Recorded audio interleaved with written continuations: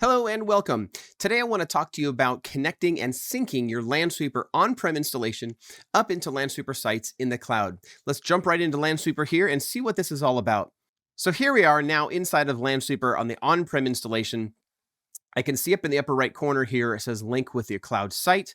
So I'm going to click on this guy and it's going to open up a window here for me to copy and paste the specific cloud link. We're going to see this here in just a moment. So let's get this connected. Let me put in my email address that it's asking to connect to for my Lansweeper site.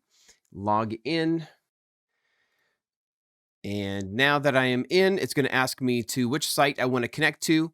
You may also be prompted for accessing the key. In this case, you're going to see you may have different windows depending on where you're at and starting in the process. So right here, I'm going to copy my linking key or my linking code. I'm going to paste it over here into my on-prem environment, hit submit.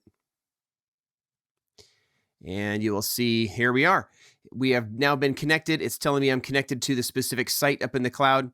It says it's currently down because it is currently initializing, but my server is up with my version and everything is now functioning. We can go over here to the cloud and cloud environment, and we can see here, this is where all of my information is going to be syncing. You can see here the installation has successfully linked.